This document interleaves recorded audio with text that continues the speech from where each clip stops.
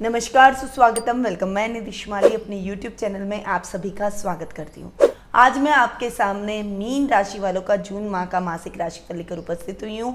और जून माह में एक विशेष पर्व आ रहा है, निर्जला एकादशी का पर्व। ये पर्व आ रहा है 21 जून को और इस दिन का विशेष महत्व है क्योंकि ये एकादशी सभी एकादशियों में सर्वश्रेष्ठ एकादशी मानी जाती है। इस एक एकादशी को करने से 12 एकादशियों के बराबर हमें फल प्राप्त होता है। इस दिन दान पुण्य का भी विशेष महत्व है और इस दिन किए गए दान पुण्य का हमें कई गुना अधिक फल प्राप्त होता है। ये निर्जला एकादशी आम्र एकादशी के रूप में भी जानी जाती है और आम्र एकादशी के दिन हम हमारे घर की बहन बेटियों को आम और मटकी, लोटा, शक्कर के ओले, ऐसी कुछ सामग्री उनको प्रदान करते हैं, उनको भेंट करते हैं और उनका आशीर्वाद प्राप्त करते हैं। निर्जला एकादशी के दिन भी कई प्रकार के उपाय किए जाते हैं और इस एकादशी पर किए जाने वाले उपायों का भी बहुत अच्छा परिणाम हमें देखने को मिलता है। बढ़ते हैं आगे और जान लेते हैं ग्रह गोचर की स्थिति के बारे में। तो सबसे पहले बात करते हैं ग्रहों के राजा सूर्य की, जो कि वर्तमान में वृषभ राशि में विराजमान है और 15 जून को वे वृषभ राशि से अपनी मित्र राशि यानी मिथुन राशि में जाकर विराजमान हो जाएंगे। वहीं मंगल ग्रह की बात करें तो वो वर्तमान में मिथुन राशि में विराजमान है और 2 जून को ही वे मिथुन राशि से कर्क राशि में नीच के होकर विराजमान होंगे। वहीं बुध ग्रह जो कि वर्तमान में मिथुन राशि में विराजमान है और 3 जून को वे मिथुन राशि से पश्चिमगामी होकर वृषभ राशि में वक्री होकर विराजमान होंगे, जो कि उनकी अति मित्र राशि है। वहीं गुरु ग्रह इस पूरे माह कुंभ राशि में, जो कि उनकी मित्र राशि है, उसमें विराजमान रहेंगे। शुक्र ग्रह वर्तमान में मिथुन राशि में विराजमान है और 22 जून को वे मिथुन राशि से कर्क राशि में, जो कि उनकी अति शत्रु राशि है, उसमें जाकर विराजमान हो जाएंगे। शनि ग्रह इस पूरे माह अपनी ही राशि यानी मकर राशि में जाकर स्वग्रही होकर विराजमान रहेंगे। राहु वृषभ में और केतु वृश्चिक राशि में इस पूरे माह विराजमान रहेंगे। वहीं वृषभ राशि के अंदर बुध राहु का जड़त्व योग, सूर्य बुध का बुधादित्य योग और सूर्य राहु का ग्रहण योग, ये 3 योग भी बन रहे हैं। गुरु की दृष्टि आपके चौथे भाव पर, षष्ठम भाव पर और अष्टम भाव पर पड़ रही है और शनि की दृष्टि आपके लग्न पर, पंचम भाव पर और अष्टम भाव पर रहने वाली है।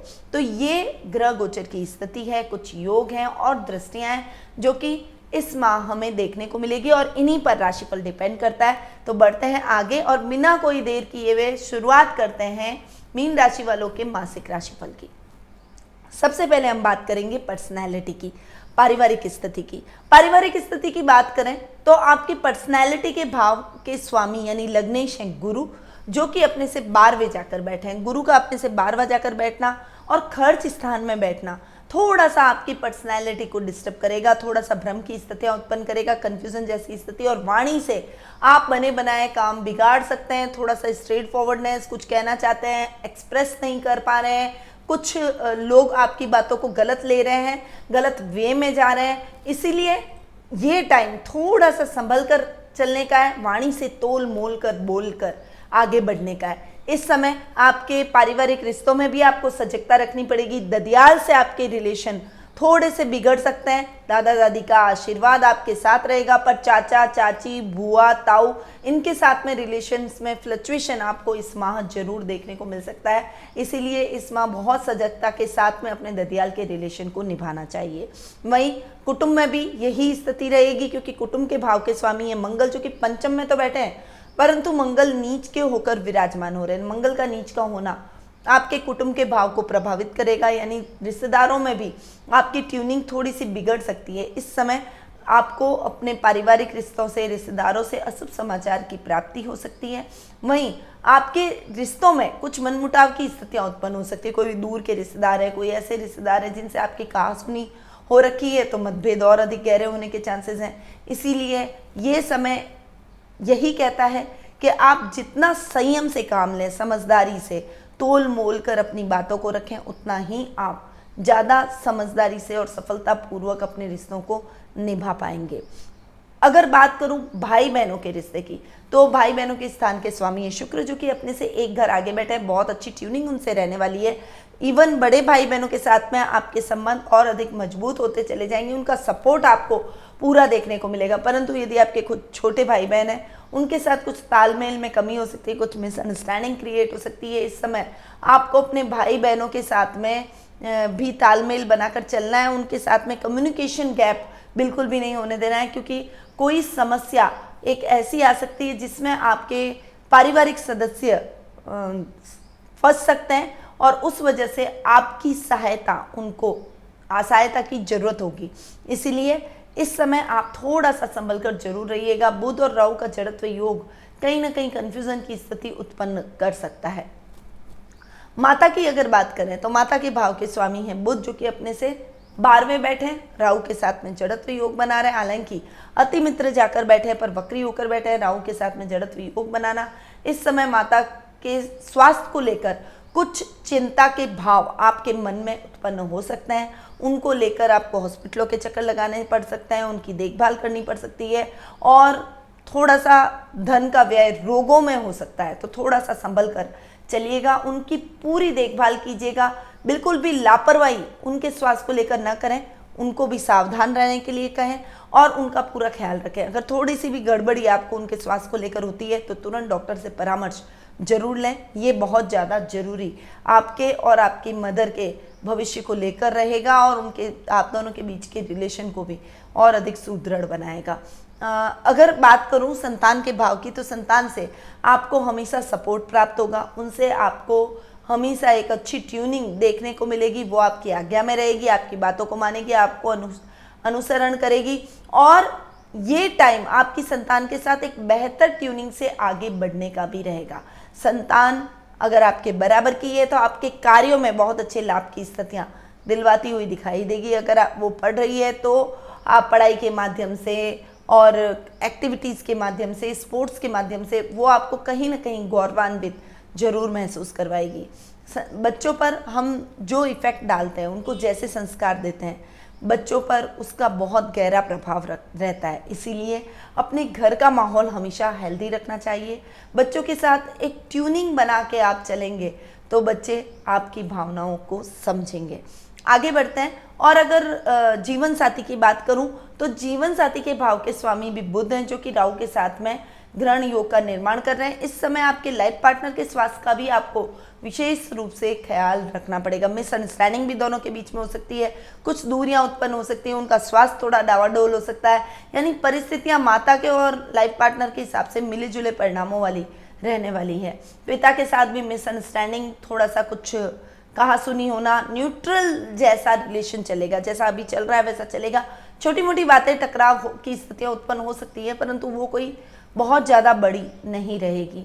ये समय थोड़ा सा अपने खर्चों पर कंट्रोल करने का रहेगा। रोगों पर विशेष रूप से खर्च हो सकता है, इसीलिए घर के पारिवारिक सदस्यों का और खुद के स्वास्थ्य का विशेष रूप से ख्याल आपको रखना पड़ेगा। ससुराल वालों से ट्यूनिंग अच्छी रहेगी, उनसे अंडरस्टैंडिंग बनी रहेगी और उनके साथ आपके जो भी रिश्ते हैं और अधिक मजबूती से बनते हुए दिखाई देंगे। अब हम आगे बढ़ते हैं और जान लेते हैं आर्थिक स्थिति के बारे में। देखिए, आर्थिक स्थिति की यदि मैं बात करूं तो लाभ भाव को, सुख स्थान को और धन भाव को देखा जाता है। लाभेश शनि लाभ भाव में स्वग्रही होकर बैठे। आर्थिक स्थिति एकदम सुदृढ़ रहेगी, किसी भी प्रकार की दिक्कत नहीं आएगी, परंतु हाँ, खर्चों में अधिकता जरूर रहेगी, पर खर्च अधिक होने के बावजूद भी आप आर्थिक रूप से संपन्न ही रहेंगे। आपका बजट डावाडोल नहीं होगा, आपके खर्चे और अधिक बढ़ते हुए नजर नहीं आएंगे। पर इस समय आपको थोड़ा सा संभल कर जरूर चलना है, क्योंकि डेली रूटीन के जो लाभ की स्थितियां हैं वो थोड़ी सी डावाडोल हो सकती है। आपके पास ओवरऑल लाभ तो अच्छा है, आर्थिक रूप से आप संपन्न हैं, परंतु रोजमर्रा का लाभ अभी आपका फ्लक्चुएट हो रहा है और इस लाभ को फ्लक्चुएट होने से बचाने के लिए आपको अधिक मेहनत की आवश्यकता रहेगी, तभी आप अच्छे लाभ की प्राप्ति कर पाएंगे और अपनी आर्थिक स्थिति को सुदृढ़ रख पाएंगे। खर्चों को थोड़ा सा कंट्रोल जरूर करना है, अनर्गल खर्च से बचें। वहीं ये टाइम थोड़ा सा आपके आकस्मिक खर्चों को भी बढ़ाएगा, जैसे घर में इलेक्ट्रॉनिक आइटम खराब हो गया, घर के रखरखाव का, मेंटेनेंस का एकदम से खर्चा आ गया, कोई फ्रिज, टीवी, कूलर, कुछ भी, एसी, कुछ भी आपका घर के अप्लायंसेस खराब होने की वजह से अचानक आपको इन्वेस्टमेंट करना पड़ा नए अप्लायंसेस के लिए, तो ऐसे कुछ आकस्मिक खर्चे जरूर आ सकते हैं, रोगों में खर्च आ ही सकता है, कब स्वास्थ्य डावाडोल हो जाए पता नहीं चलता। तो थोड़ा सा अपनी आर्थिक स्थिति को ध्यान में रखकर आपको आगे बढ़ना है। ऐसा ना हो कि आज का समय तो ठीक है पर कल का समय पता नहीं कैसा होगा। तो अनर्गल खर्च करने से बचे, यानी अनर्गल आपने ऑनलाइन शॉपिंग खरीद कर ली, आपको जो नहीं खरीदना है वहाँ पर भी आपने खर्चा कर दिया। ऐसे खर्चों से अगर आप बचेंगे तो आपको स्थितियाँ कंट्रोल में रहेगी और समय आपके विपरीत नहीं आएगा। अब हम आगे बढ़ते हैं और जान लेते हैं शिक्षा, करियर और व्यवसाय के बारे में। देखिए, शिक्षा, करियर और व्यवसाय की बात करूं तो सबसे पहले विद्यार्थी वर्ग की बात आती है, और विद्यार्थी वर्ग चूंकि हमारे देश का भविष्य है तो शिक्षा के आयाम उनके ऊपर बहुत कुछ निर्भर करते हैं। अब पंचम भाव को शिक्षा का स्थान माना जाता है। ये टाइम आपके आकर्षक व्यक्तित्व को बढ़ाएगा, आपका डिस्ट्रैक्शन जरूर थोड़ा सा पढ़ाई से हटकर आपका गैजेट्स की तरफ तैयार होना, घूमना फिरना, टीवी देखना, ये सब चीज़ें आपके जीवन में जरूर आ सकती है, परंतु इस समय आपको इन सभी चीज़ों के अंदर एक संतुलन जरूर बना के रखना है। देखिए, ये सब करें क्योंकि अभी बच्चे सभी घर में बैठे हैं, कोई भी स्कूल कॉलेजेस नहीं चल रहे हैं, तो इस समय आप होम स्टडी कर रहे हैं, होम सिकनेस भी आ जाती है, एकदम फ्रस्ट्रेशन होता है, कहीं बाहर नहीं निकल सकते, कहीं जहाँ नहीं सकते, परंतु इस समय थोड़ा सा आपका कंसंट्रेशन अपनी पढ़ाई की तरफ भी रहना चाहिए। जो टाइम आप अपनी स्टडी को दे रहे हैं वो टाइम आप अपनी स्टडी को ही दीजिए ताकि आप अपने परिणामों को और अधिक अच्छा कर सकें। एक शेड्यूल बनाकर अगर आप चलेंगे तो सभी चीज़ों को इक्वली टाइम देते हुए आप अपने दिन को सेट कर सकते हैं, मैनेज कर सकते हैं। इसके लिए आपको एक टाइम टेबल जरूर बनाना चाहिए और अनुशासन हर विद्यार्थी के लिए बहुत आवश्यक है। पहले अपने होमवर्क को इतना टाइम देना है, फिर आपको अपनी सेल्फ स्टडी को इतना टाइम देना है, फिर उसके बाद में आपकी एक्टिविटीज़ को आपको इतना टाइम देना है, गैजेट्स को इतना टाइम देना है। ऐसे आप डिवाइड अगर अपने टाइम को करेंगे तो समस्या किसी चीज़ में नहीं आएगी और पढ़ाई में आप सुदृढ़ता से, एकदम दृढ़ निश्चय से, कॉन्फिडेंटली आगे बढ़ते हुए अच्छे मार्क्स जरूर लेकर आएंगे। वहीं अगर मैं करियर की बात करूं तो करियर के भाव के स्वामी गुरु जो कि अभी खर्च स्थान में बैठे हैं, थोड़ा सा नौकरी पेशा लोगों के लिए जो मैनेजमेंट से रिलेटेड काम करते हैं, जो इंजीनियरिंग सेक्टर में, टेक्निकल फील्ड में, मैकेनिक का अगर आप कोई काम करते हैं तो इस समय थोड़ा सा संभल कर आपको चलना पड़ेगा। नौकरी पेशा लोगों के लिए ये समय थोड़ा सा स्ट्रगलिंग रह सकता है, काम का बर्डन अधिक, वर्क प्रेशर अधिक और रिजल्ट थोड़े से कम, तो थोड़ी सी निराशा इस समय उत्पन्न हो सकती है, परंतु आपको निराश होने की आवश्यकता बिल्कुल भी नहीं है। व्यक्ति चाहे तो अपने कर्म के दम पर अपने रिजल्ट को अपने फेवर में ला सकता है, परिस्थितियों को सकारात्मक कर सकता है। इसीलिए प्रयासरत रहिए, मेहनत में कोई भी कसर मत छोड़िए और अगर आप मेहनत में कोई भी कमी नहीं रखेंगे तो निश्चित रूप से सकारात्मक परिणामों की प्राप्ति आपको जरूर होगी। तो मेहनत में किसी भी प्रकार की कोताही आपको इस समय नहीं करनी है। थोड़ा सा संभल कर अगर आप चलेंगे तो किसी भी प्रकार की समस्या आपके जीवन में आएगी ही नहीं। और अभी न्यूट्रल वे में जैसे आप चल रहे हैं वैसे चलें, कुछ भी नया करने की ट्राई मत कीजिए। अगर करना ही है तो ऐसा काम कीजिए जिसमें इन्वेस्टमेंट कम करना पड़े, खर्चे आपको इस समय बचाने हैं, तो थोड़ा सा अपने इन्वेस्टमेंट पर ध्यान दीजिएगा। नौकरी के अंदर अपने कार्य को सतत प्रक्रिया से कीजिए, किसी और पर जरूरत से ज़्यादा भरोसा करना भी ठीक नहीं है। आपके गुप्त शत्रु, सहकर्मी जो कि आपके कार्यों से, आपकी प्रगति से जलते हैं, वो आपके कार्यों में व्यवधान डाल सकते हैं, झूठे आरोप में फंसा सकते हैं। इस समय सतर्कता भी आपको अपने काम में, अपनी नौकरी में रखनी पड़ेगी, वरना बॉस से अनर्गल आपको डांट पड़ जाएगी, आपके ऊपर कार्रवाई हो सकती है, नौकरी जाने के चांसेस बन सकते हैं। इसीलिए ये समय थोड़ा सा संभल कर चलने का ही रहेगा। जितना संभल कर चलेंगे उतना ही आप अपनी परिस्थितियों को सकारात्मक कर पाएंगे। वहीं अगर व्यापारी वर्ग की बात करूं तो उनके लिए भी ये समय फ्लक्चुएशन भरा है। इस समय आपके व्यापार में फ्लक्चुएशन की स्थितियां होंगी, कुछ डिसीजन आपके गलत निकल जाएंगे।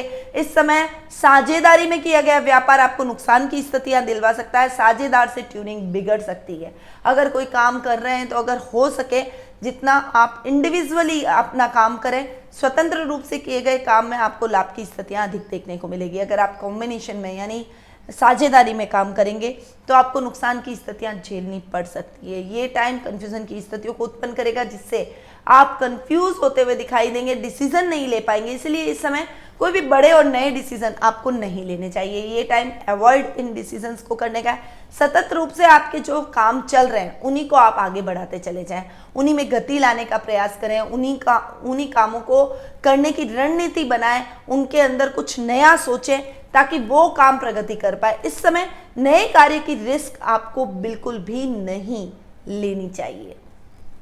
अब हम आगे बढ़ते हैं और जान लेते हैं जीवन साथी और प्रेम प्रसंगों के बारे में। देखिए, जीवन साथी और प्रेम प्रसंगों की यदि मैं बात करूं तो लाइफ पार्टनर के साथ में इस समय फ्लक्चुएशन भरा समय आपको देखने को मिलेगा। उनके स्वास्थ्य का भी आपको विशेष रूप से ध्यान रखना पड़ेगा। उनका स्वास्थ्य डावाडोल हो सकता है, इस वजह से आपको हॉस्पिटल के चक्कर भी लगाने पड़ सकते हैं, उनकी देखभाल भी करनी पड़ सकती है। और पहले स्वास्थ्य में अगर लापरवाही हम कर दें तो क्या होता है, पूरी लाइफ डिस्टर्ब हो जाती है, पूरा परिवार डिस्टर्ब हो जाता है। तो पहली बात तो आपको उनके स्वास्थ्य का विशेष रूप से ध्यान ही रखना है। उनमें उनके स्वास्थ्य में लापरवाही उनको भी नहीं करने देनी है और आप भी उनके प्रति लापरवाह मत होइए। इससे जल्दी ही वो, अगर छोटी मोटी कोई समस्या भी होगी तो जल्दी स्वास्थ्य लाभ प्राप्त करेंगे। एक बड़ा संकट आप दोनों के लाइफ से हट जाएगा। इसीलिए उनकी भावनाओं को समझें, उनकी फीलिंग्स को समझें। बीच में मिसअंडरस्टैंडिंग को क्रिएट बिल्कुल भी मत होने दीजिएगा। लव रिलेशनशिप में भी यही बात है, आपके पार्टनर के साथ में ट्यूनिंग बिगड़ सकती है, कहासुनी हो सकती है, गुस्सा, झगड़ा, लड़ाई, ईगो, ये सभी चीजें एक अच्छी रिलेशनशिप को खराब करने के लिए बहुत होती है।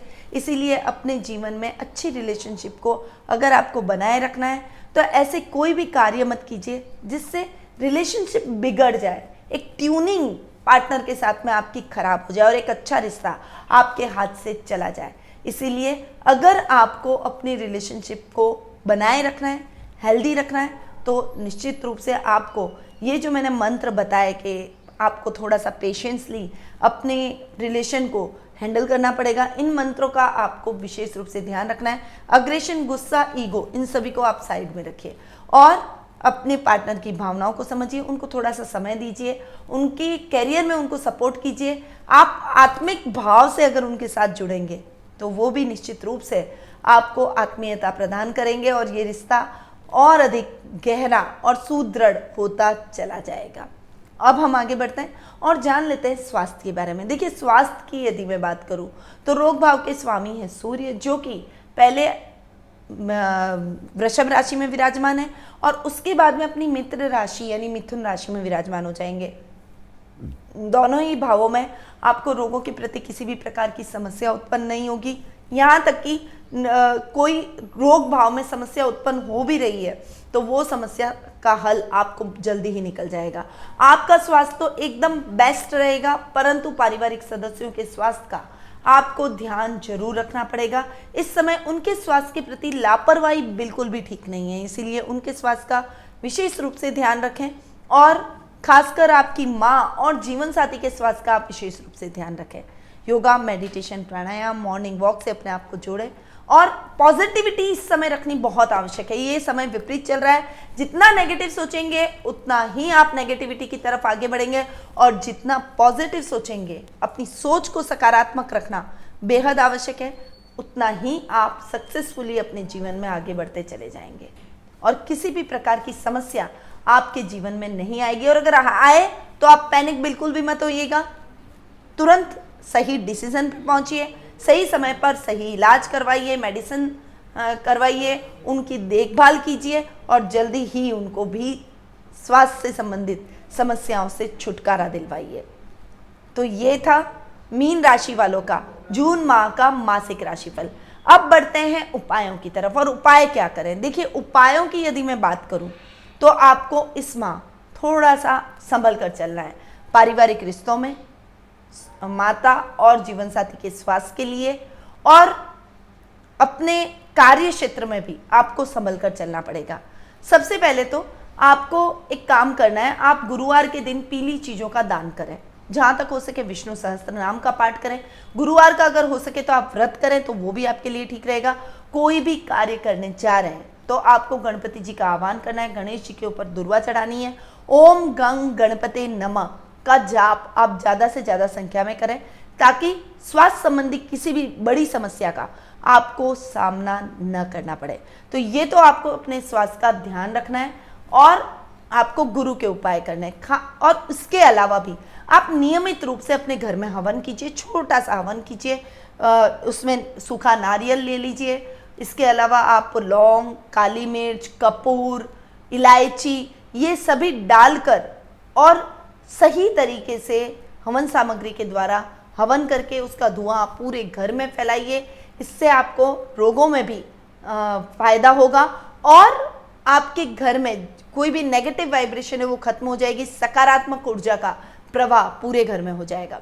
तो ये उपाय आपको अपने जीवन में जरूर अपनाने चाहिए। ऐसे ही कई उपाय मैं रोज आपकी लाइफ में लेकर आती हूँ सोशल मीडिया के माध्यम से।